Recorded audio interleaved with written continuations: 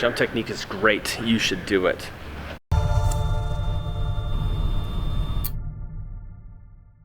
One of the more common themes in my jump technique sessions and workshops is trying to illustrate the concept of accelerating through a jump, not to the point of takeoff.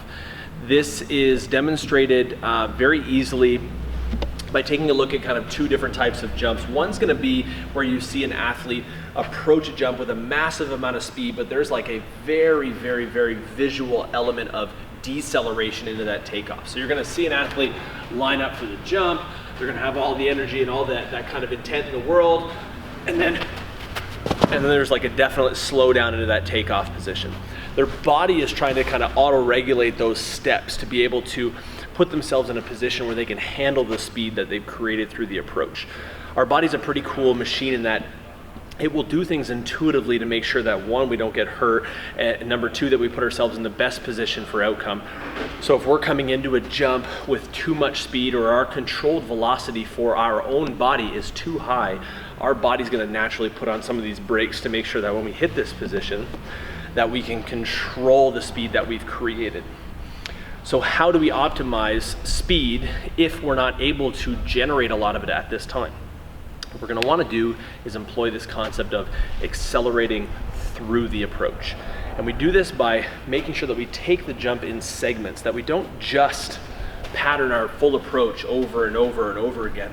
When we get in the habit of kind of patterning this approach like solely as our jump technique protocol, we then paint over a lot of the issues created in these crucial, third last, second last, and last stride. So what I like to do is, and you guys have seen this before, there's a couple of videos that I think you should watch. If you haven't already, there's one on the penultimate jab, there's one on the two-step jumps, and this is making sure that we get a really aggressive push into that really advantageous takeoff position. So we're gonna take this a step further than the two steps, and we're gonna go into a three-step approach for today. For me, you guys know this by now that I'm a right-left plant. That means my last two strides are right-left, which means that we're gonna step left, right, left. In terms of accelerating through an approach, that means we're accelerating through the point of takeoff and the jump ends when we land. So we want to start off with a controllable amount of speed. You can even walk into this step and then create that aggressive push into takeoff. And I'll back up a bit here just in case you can't see, is we want to walk into that first stride to create some momentum, but being careful that you're not walking into the stride head and shoulder first. We want to stay nice and tall here. So we're gonna walk into the stride and then create that nice aggressive push. You'll notice a couple things. One's gonna be that stride is a very aggressive push. We're not getting what we call a gallop, which would look a little bit more like this. Can't even do it. Which would be more of a hop step. The reason we don't have a hop step is I'm not able to translate as much of my horizontal speed that way. We're now relying a little bit more on the reactive nature of the muscle tissue and the tendons involved.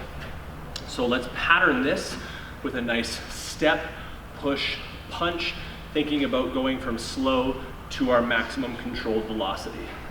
So here, and you'll notice that I'm not taking off. What we're doing is just trying to reinforce a really, really good takeoff position. I'm gonna do another video on this, but I want you to pay attention to my last stride. When my left foot hits the ground on my block step, I want you to listen for it. Nice and tall. We're gonna walk forward.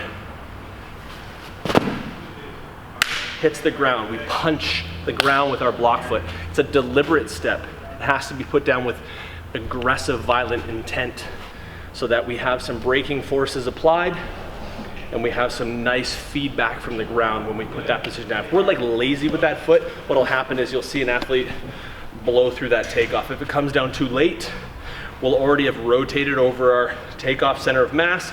That foot will come down and we'll end up taking off on that block stride, whereas that block is really more to create some braking forces for the horizontal speed created. So I want you guys to start thinking about that concept of accelerating through a takeoff and being almost pulled through a jump versus falling into a jump. What this is going to do is ensure that we keep some more advantageous, tall, stacked positions as we approach this, so when we hit that takeoff position, our body's ready to leave the ground. So one more time, and then you're attacking at the takeoff position. So slow to fast, aggressive intent, pattern it, pattern it, pattern it, and it'll pay off in the long run. Guys, thank you as always. If you like this video, there's like a thumb, just click the thumb, and then there's like a subscribe, and click that one too, and we'll see you in the next one.